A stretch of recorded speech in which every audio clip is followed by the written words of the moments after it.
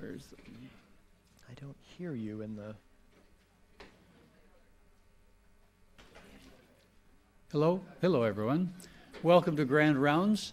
Today the topic will be cardiac CT angiography, and we have to tell us about this new service here at Mary Greeley Medical Center, a radiologist and a cardiologist. Jason Rasmussen, the cardiologist, had his undergraduate work at Wartburg College, then University of Iowa for the medical school, and then his residency and fellowship at the University of Minnesota. And he is a non-invasive cardiologist certified by the American Board of Internal Medicine and the Board of Nuclear Cardiology and Cardiovascular Computed CT. The speaker who will actually begin is Dr. Doug Lake, who is a radiologist, and he spent his first college days at Loyola, then University of Kansas for medicine, and the University of South Carolina for diagnostic radiology, and Stanford for a fellowship in MRI. So, to begin, let's have you welcome Drs. Lake and Rasmussen.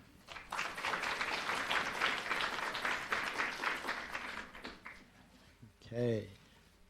Thank you, Dr. Bannett. I appreciate it. So we're going to talk about cardiac CTA today, Dr. Rasmussen and I.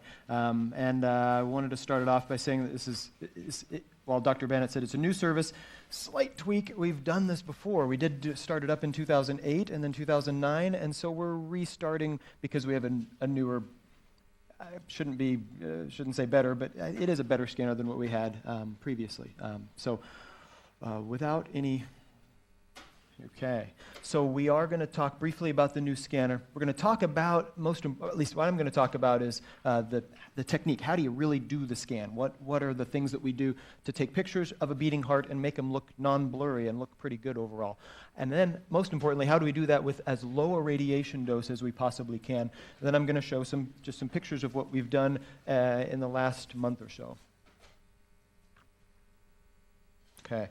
So I've blurred out the name of the manufacturer so that we're vendor neutral here. But we do have a new 128 detector row, single source, single energy CT scanner. Its gantry rotation time is 0.28 seconds. So that means that the thing spins around the patient 4 times roughly every second. So it's quite fast.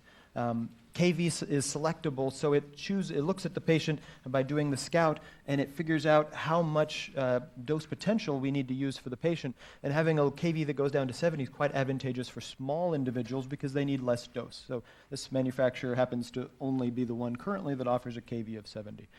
Spatial resolution of 0.3 millimeters means that we can take really, really thin pictures. And we have the biggest aperture that is available on the market at 78 centimeters, so it's about 31 inches. It allows a very large patient up to 500 pounds.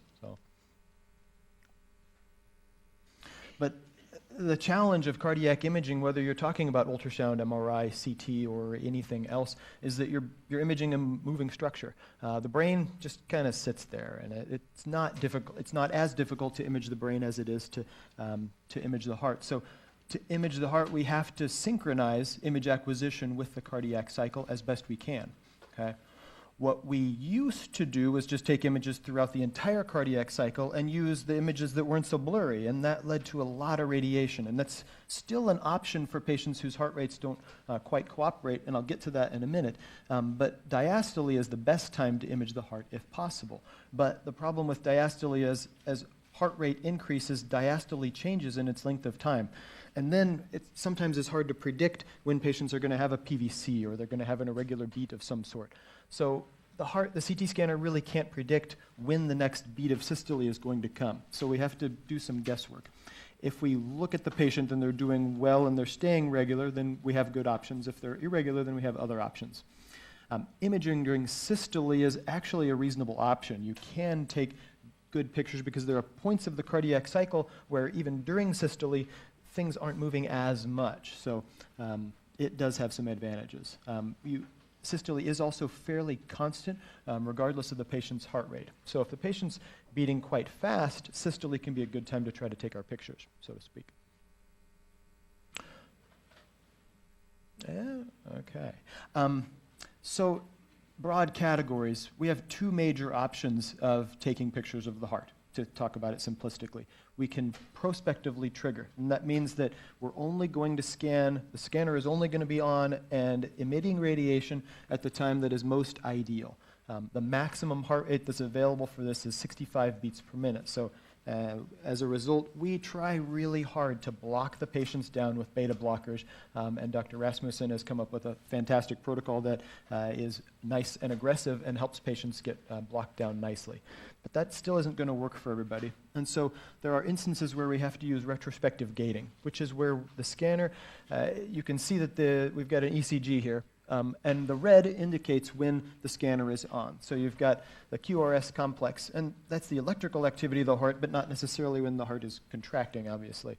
On the retrospective gating side, we see a low level of red throughout the ECG, and then high levels of red that are supposed to be during diastole. So this allows us to image heart rates up to 75 and 80 beats per minute. The manufacturers all say, oh yeah, you can scan at 100 or 115 or 120 and still have pretty pictures, and they do have some examples where that occurs, but my experience so far has been that above 80 or 90, we're not going to be helping out very much with our scanning.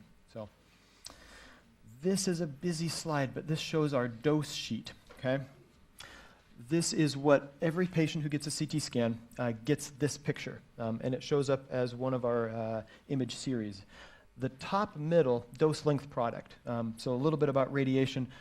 Dose length product is the amount of radiation that the patient receives for the entire scan. And most states and most entities and most medical physicists believe that this is one of our best measures of how much radiation dose the patient is receiving.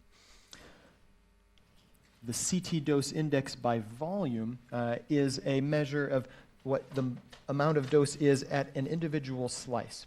And so you can have a high number there and have, but only have a little bit of coverage. As you can see on the monitoring section here, we have a higher CT dose index, but we actually have a quite low DLP overall because it's just one little slice a couple of times. Now, our DLP that we arrive at the top of the thing is additive of all of these DLPs. And this is a measure of just how much radiation the patient receives during the exam. You have to do a computation to transfer the DLP, and the medical physicists disagree sometimes as to what that number is to make that computation, but most people agree that it's 0.014. So you multiply the DLP by this number to get to what the patient's total radiation dose is, which is 2.77 millisieverts. This was one of our scans. This is one of our test patients. This was our lowest dose test patient, but this is an illustration of what our radiation dose is. And our calcium score was also a very low dose in this patient.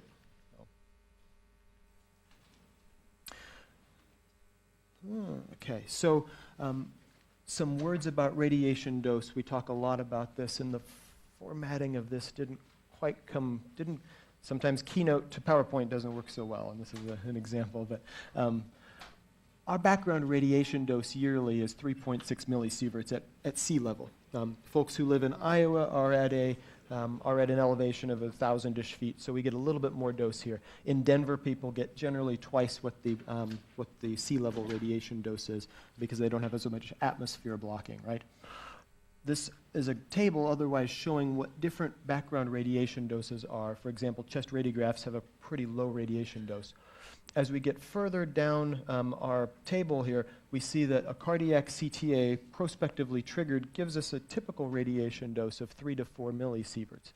And then a dose modulated, which is the scan where the patient is getting a low level of dose, and then higher doses at more ideal times gives us a dose of 5 to 9 millisieverts. As you can see, a system EB rest stress scan is estimated to give us similar doses. So we've gotten CTA for the heart down to comparable doses for rest stress myocardial perfusion scanning, and similar to that of a conventional cardiac cath. But that's if we can do the exam optimally. Now, those are what we think they're going to be. This is a table, kind of a busy table, but these are what our doses really were for our test patients. And we had 9 patients who came in as volunteers. We've got their ages, we've got their genders. The scan type here means prospectively triggered scans versus retrospectively gated scans. The retrospectively gated scans generally had higher doses than the prospectively triggered scans. Patient number 9 was a very interesting example, a patient, a gentleman who had prior CTAs when we were doing our scans back in 2008 and 2009. So we were able to see what our doses were back in 2008 and 2009, and then what they were for our scan for him. And he has not changed significantly in body size, body habitus, or anything like that.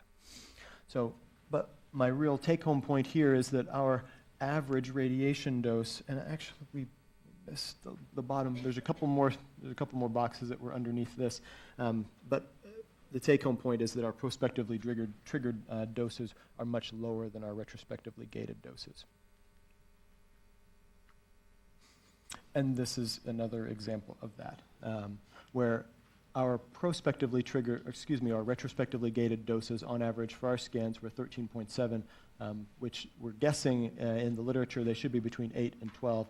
And for our exams that we did, we had an average dose of 6.4 millisieverts, with the national expected doses of being 6 to 7. But ultimately, what's this really come down to? We need the highest quality exam with the lowest possible radiation dose for every patient. Now, these are some case examples of what things really look like. This was our patient who'd had a 2008 and 2009 scan, and this is his 2017 scan. I put this one up because it's, you typically show your best case. This was not our prettiest case or our best case, but it's quite good. What we have, we're looking at the heart. We're looking at it from just a slight off-axis view. We've got left anterior descending coronary artery coming down right in front of us. There's a slightly whiter or bulbous appearance here in his proximal LAD, which is one of his stents. And then as we rotate around, we have the circumflex coronary artery, which is coming down here. And similarly, in this location, we've got a little bit more bulbous white appearance here. This is another stent that is sort of expanding the vessel. He has a ramus branch, which is a fairly common anatomic variant that's coming down here. The 3D pictures are our initial sort of jump-off point when we're starting to look at these scans. We look at the 3Ds to give us a lay of the land and see where the vessels are, and they help us see things better at the start, and then we start looking at the axial images in more detail. Okay, rotating around to see where the right coronary artery comes off, which we are coming off here and coming down here. And we're going to rotate around so that we can see the patient is right coronary dominant. We've got branches coming off here and here. So patient's right coronary dominant. As we continue to work in and delve further into the case, the next step is that we electronically can select the vessels that we're going to probe, so to speak. And that another third-party software allows us to choose the vessel, and then it creates a curved planar image where we're able to look at the center line of the vessel and actually look inside the vessel along the center line and see where there's disease. And in this individual, I don't know how well it projects here, but we've got the white center line coming down here. The green line here is the same thing. But as we look at the vessel, it's irregular, bumpy. There's some white, there's some black that's along the inside of the vessel. That's all plaque. It's not hemodynamically significant. It is typical, I would say, for a patient of this age, maybe a little bit more than the average patient of this age. But we can rotate these images and take a look at the right coronary artery. As we move around, this is his LAD. As we look at the proximal LAD, we've got some calcified plaque in this kind of bulbous expanded area. This is where his stent is located. And then as we come down, we still have a little bit of irregularity, a little bit of disease. Again, not the cleanest patient that we had, but we wanted to show these are real patients. These are not necessarily the perfect scans. This is one of our axial images. So we're slicing the heart like so, and we angled it just right so that we can see the the proximal LAD stent. And there's a little bit of calcified plaque at the proximal aspect, a little bit more calcified plaque distally, but this is a patent stent and looks good. And illustrating that even though the stent is made of typically metal, Jason knows better than I which alloys are in it, but it's a metal stent, so metal typically blocks CT, blocks our radiation. We can still see the stent nicely. This is the same individual. This is his circumflex coronary artery and the stent. There's a little bit of calcified plaque similarly present here, but we can still see the stent nicely. So, this is one more clinical case. This patient had this CT of the abdomen, and this is the very first picture of the patient CT, the abdomen. And as we can see, there is a large, low-density mass or mass-like appearance of this area of the lower thorax. This is the first picture of this. This is unfortunately so common with radiology, is that on the final image, either at the bottom or the top, there's something. Oh, darn it, there's something there. What is that? And we're only seeing a little bit of it. So we interpreted this as there is something there. We need to try to figure out what it is. And so we will refer to cardiac CT. And this is our cardiac CT. We have, as we scrolled up further on the area, we have a very fat density lesion or area that arises between the right atrium and the left atrium. A couple more images up higher. This is the patient's right superior pulmonary vein. And so this area allows the superior pulmonary vein to be patent. I think, yes, I've got a lower picture, and this is one of the right inferior pulmonary vein ostia. And so the mass is there, but it's not significantly narrowing or causing problems with the pulmonary vein ostia. The superior vena cava is this anatomic structure, and this is usually a tube that looks like other tubes. It's a little flat here. So the location of this mass is very typical. This is lipomatous hypertrophy of the interatrial septum, which is typically a benign appearing process, but and there's always in radiology, I'm very familiar with and by the way, there's also this other thing that we found. And in this patient, by the way, we don't see the left anterior descending coronary artery. It looks like it is either completely thrombosed or there is at least a 70% stenosis of the proximal LAD. And so this gentleman had just belly pain, and we're scanning and find something in his heart, and now, by the way, we have this problem in the LAD. We've got more planar, more reconstructed images where we're trying to show oblique to the vessel. So we're trying to get right on the vessel and right on the plane of the proximal LAD to try to show that contrast is here, but it does not come any further. So we keep looking at the rest of the case and go back to our 3D initial images, and well, lo and behold, we've got the patient's right coronary artery coming off here. And then there's this very impressive collateral vessel that coils down, makes its way, and curlicues down to the distal LAD. And it is we think, as best we know at this point, that this is a collateral vessel collateralizing to the distal LAD and providing him flow to his distal LAD. So all of this, unfortunately, this is the world of radiology sometimes. By the way, belly pain, and LAD's out. So this is all that I've got for you all now, and Jason's going to be up to talk about the rest. All right. Thanks, Dr. Lake. Let me see if I can figure out where to go next here. All right. So, I just wanted to talk a little bit about kind of why are we doing this, what role we see CT playing here, and kind of go from there. So, we already have a lot of tests in cardiology, and some people say, what do you need another one here for? We have all these stress tests, and you can do invasive angiograms, and why do you need to do something else? Hopefully I'll convince you it's a good idea, and I'll start with this slide. So this is a paper from 2014. The purpose of this study was to look at what happens to people who get stress tests after the fact. And the part that's relevant here and that I found interesting was a lot of tests are not conclusive or they're equivocal.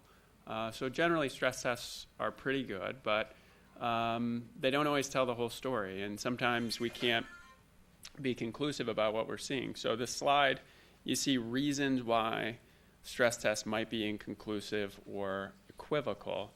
A big part of it is exercise tolerance. So some patients just aren't able to get their heart rate up high enough to make it a good test.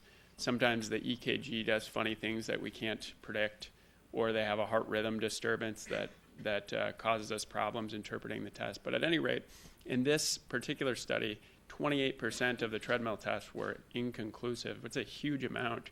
If you add imaging to that, the number will go down. So if you add imaging, it's a better test in general, and we can get good results more often. But the number is still not zero. And so what happens to these people? A lot of times they go to other stress tests. Sometimes they go to a coronary angiogram.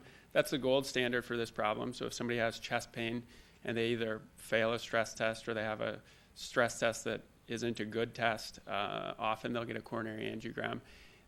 It's a pretty low-risk test, but it comes with complications. And we certainly don't want to be doing it on 28% of the people that have a stress test because bad things will happen. It's low risk, but if you do enough of them, unfortunately, complications arise. So the first step in showing that something other than the gold standard is worth doing is accuracy.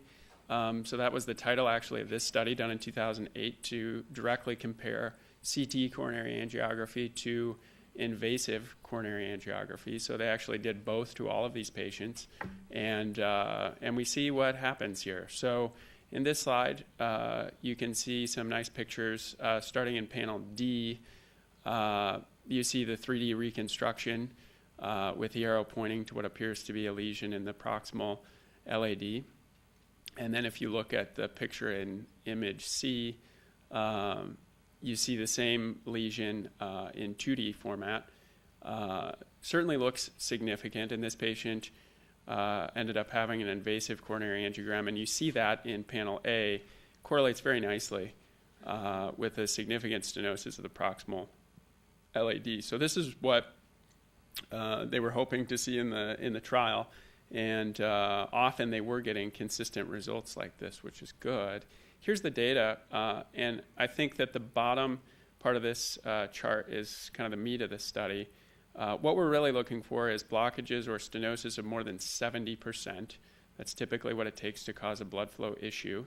And if you look at the bottom left number, I think that's the most important part. So the negative predictive value was very high, 99%, at basically ruling out significant disease. Right above that, you see the positive predictive value of 48%, so quite a bit lower. So these are patients that we said by CT, yeah, we think something's more than 70%, but when they get the angiogram, 52% of them were found not to have a stenosis of 70% or more. So that's a pretty low number by some standards. I think probably if they repeated this kind of study today, that number would come up quite a bit. But at any rate, I think that the negative predictive value is the strong suit for coronary CTA, and I think that's where the power is that we can utilize here. So some people say, well, if coronary CT is so good at ruling out significant disease, why do we even do a stress test? And this is an area of research. This paper was published in the New England Journal in April of 2015, where they went head-to-head with stress testing. So they said, we'll take stable patients who have non-acute chest pain, and as a first test, either go to coronary CTA directly or do a stress test first, and let's see what happens. And I like this trial because they didn't look at correlating it to coronary angiograms. They actually looked at heart outcomes. So what happens to these patients? Do they have a heart attack or get hospitalized or die? And what's better? And so here's what they found. The two lines are nearly identical. So no difference in heart outcomes, whether you start with a stress test or you start with a coronary CTA. And I think there are several explanations for that. But I think one of them is probably that positive predictive value. One part of the data in this trial showed that patients who did CT first were probably more likely to get more testing.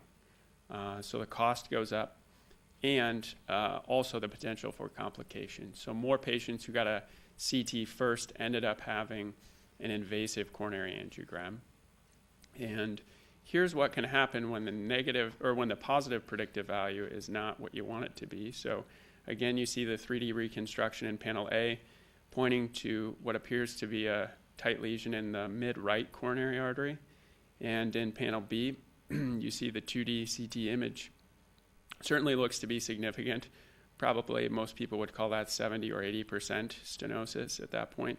And then you look down, this patient went for an invasive angiogram, which you see in image E, and it's much less significant. So this is probably, a 30 to 50% stenosis of the mid-right coronary.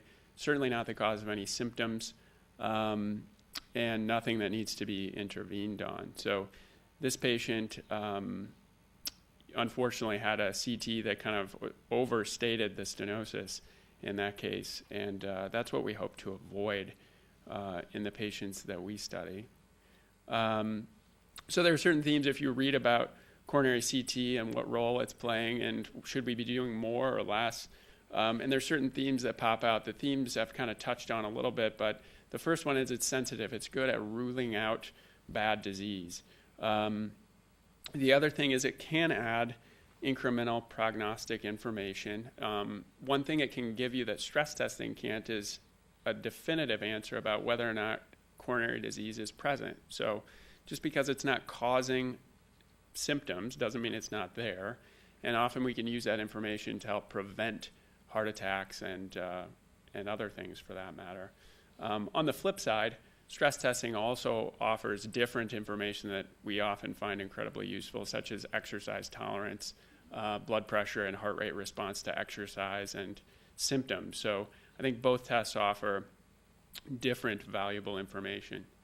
And then the third point there is that often in the CT trials you do see this finding where people are getting more testing, potentially higher cost care, if you start with a coronary CT. So not necessarily if they get one, but if that's where you start instead of a stress test. So there are two main ways I think we can avoid the downsides to coronary CTA. And one is by following appropriate use. So we have appropriate use criteria set out by the major societies that look at potential benefit and risk, including risk of downstream complications. And we'll talk about that more in a minute.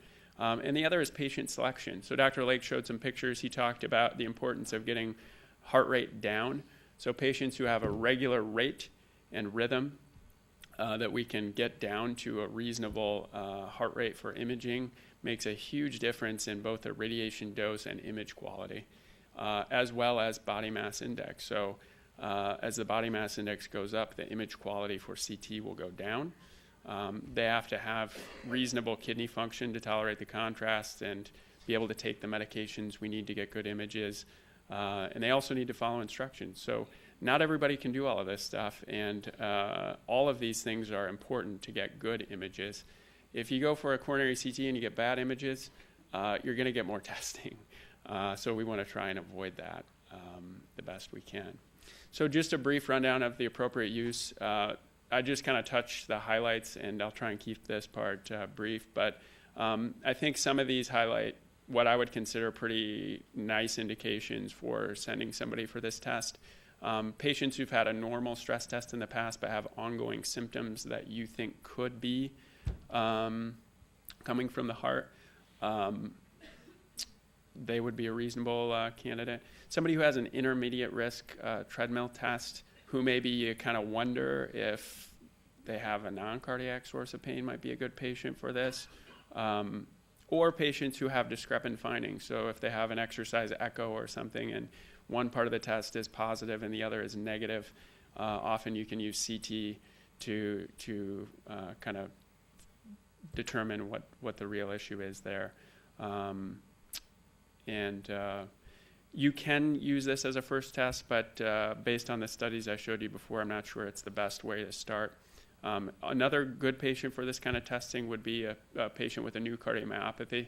If they're not at high pretest probability for having coronary disease, they could get a CT scan instead of an invasive angiogram to rule out ischemia as a cause of their cardiomyopathy. There are obviously inappropriate uses. So patients without symptoms or patients who have known coronary disease, but they have no or stable symptoms, the test really won't add value to that. And then on the flip side, patients who are having an acute coronary syndrome, not the right test for them either. They need to be in the cath lab.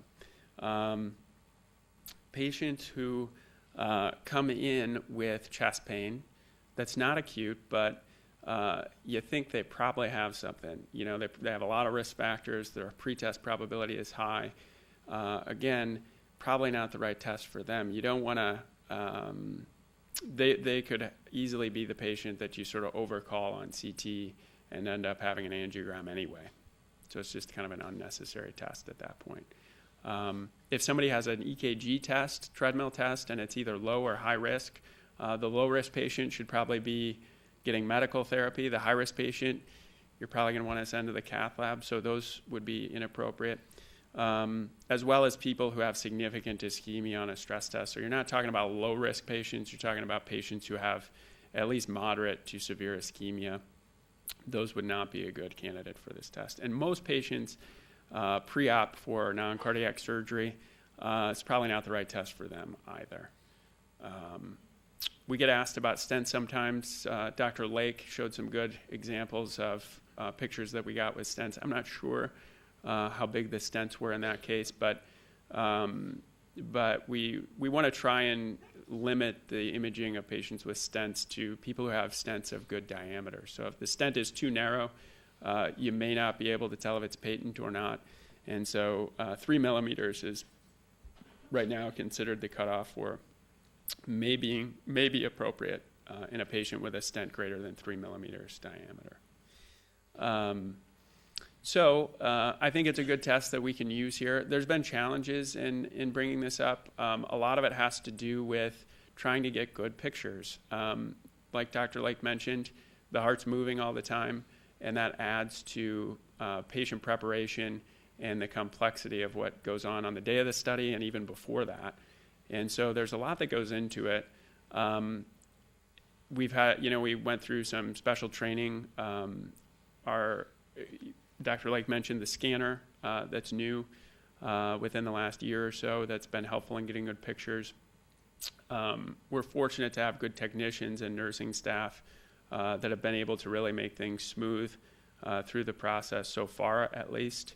But it does take coordination to get the patients the right medications, to make sure it's safe, and to make sure that there's good coordination between people ordering the tests and the people actually dealing with the patient to get it done. But because of some of this, it's not something we can just do at the drop of a hat. You know, it's not something we're going to be doing at this point in the middle of the night or anything like that. So right now, this is kind of where we are. So we're doing outpatients, selected patients that we think will get good images and are appropriate patients for the indication. And for part of that reason, we're kind of limiting it to outpatient cardiac patients. So I would say if you have a patient who you think might benefit from this kind of test, let us know. We'd be happy to see if not only is it an appropriate test for that patient, but is it the right one for them, and take care of getting it done safely and hopefully get good pictures and follow up on the results. But we're happy to be able to offer this service here, and we hope that it's something that will improve patient care and keep patients here and keep them happy and safe. So be happy to take any questions, I think, at this point, if anybody has any. Cost? I don't know. Do you know?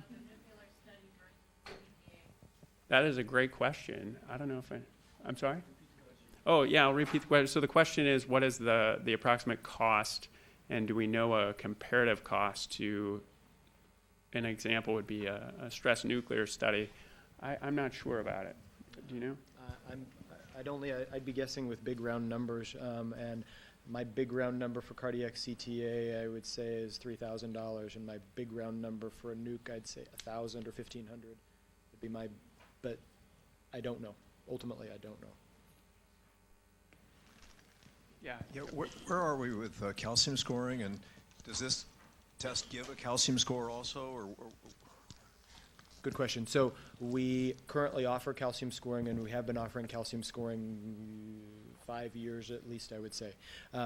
With this exam, we do perform a calcium score every time, where we believe that there is prognostic information that can be gained from the calcium score.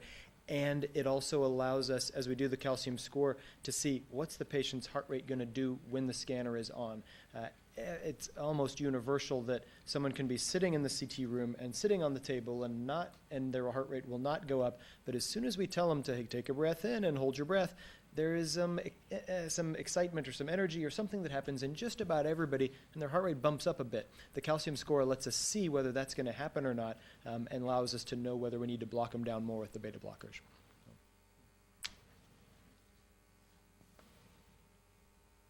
All right.